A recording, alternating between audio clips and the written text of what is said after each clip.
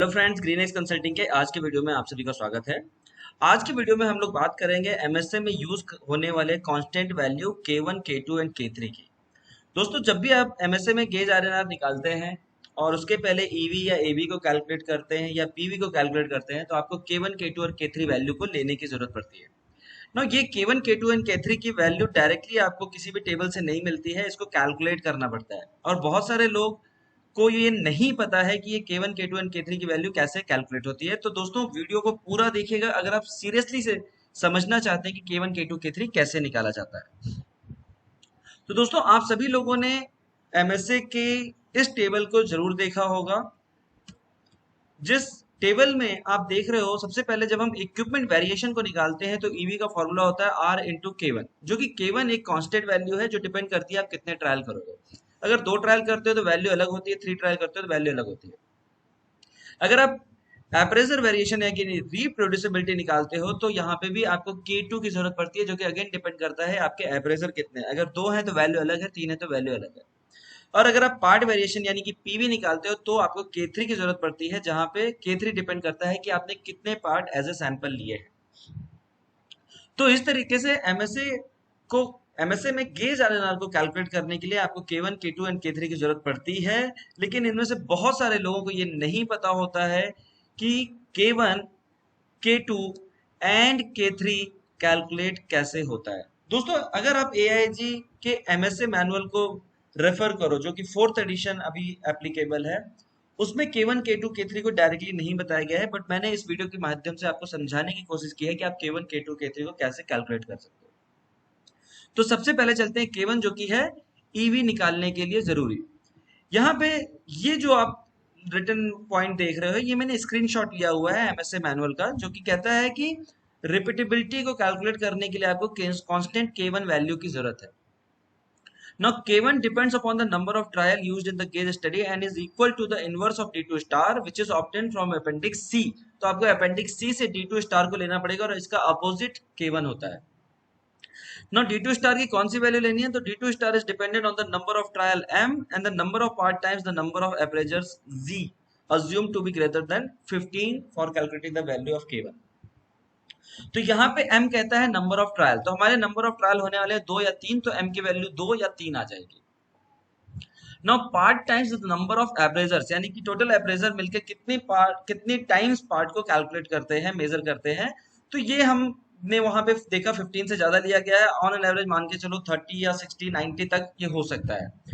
तो सबसे पहले हम लोग ये देखते हैं, ये अपेंडिक्स सी की टेबल है, जो कि D2 स्टार टेबल भी कही जाती है ना। यहाँ पे कहता है कि first line of each cell is degree of freedom and second line is D2 star. तो ये सेकेंड लाइन D2 स्टार है। अब आपको देखना क्या है, m अगर आपका 2 है और या 3 है तो ये 2 होता है, ये m का आपका कॉलम है, तो 2 एंड 3 के कॉलम को पकड़ना है। और g इज इक्वल टू 30, यानी कि ये है g का रो, तो रो से 30 आपको जाना है, बट यहाँ पे आपको 20 की वैल्यू दी है, तो 30 के लिए आपको D2 की वैल्यू लेनी होगी, because D2 is the infinity value of D2 star, so last value. तो अब समझते हैं D2 की जो इन्फिनिटी वैल्यू है, which is 1.128 for trial 2 and 1.69257 for trial 3। But K1 हमारा इसका इनवर्स है, तो K1 फॉर ट्रू ट्रायल हो जाएगा 1 divided by 1.2838, which is 0.8862, and K1 in 3 trials 1 divided by 1.69257, which is 0.5908, जो कि K1 की वैल्यू आती है।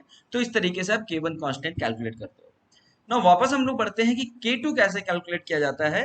तो K2 कैलकुलेट करने के लिए आप अगेन यहाँ पे आप देखते हो तो रिप्रोड्यूसिबिलिटी का फॉर्मूले में K2 यूज होता है, जो K2 की वैल्यू डिपेंड करती है अप्रेजर 2 या अप्रेजर 3 पे ना। यहाँ पे कहता है कि AV भी डिपेंड करता है K2 कांस्टेंट पे, बट K2 डिपेंड करता है upon the number of appraiser used in the gauge study and is the inverse of D2 star, which is obtained from appendix सी।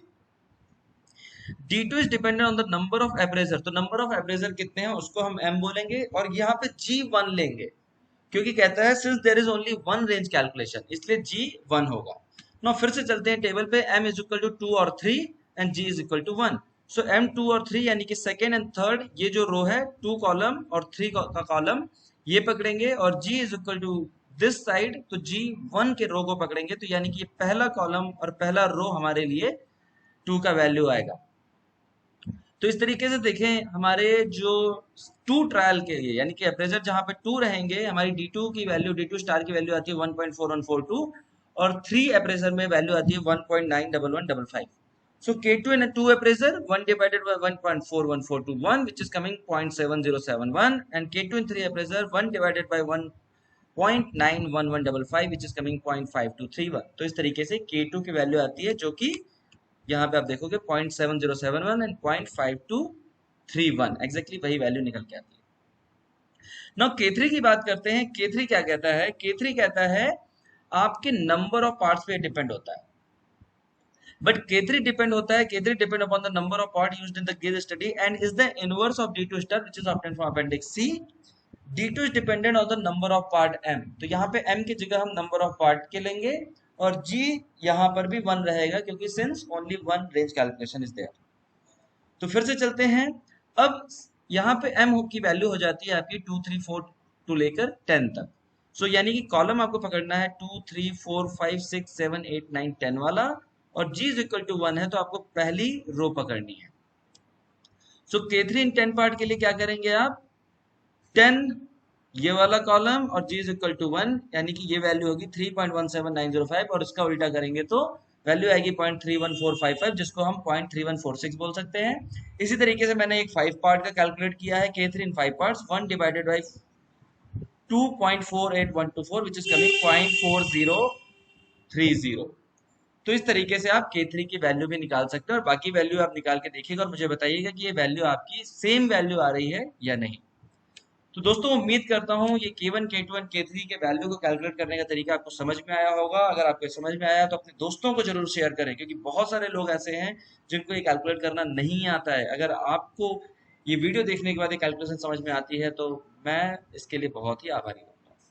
दोस्तों हमसे कांटेक्ट करने के लिए आप हमारी वेबसाइट, ईमेल आईडी या फोन नंबर पर कांटेक्ट कर सकते हैं। अगर वीडियो में कोई भी पार्ट नहीं समझ में आया तो कमेंट में बता सकते हैं। Thank you, good day, good bye.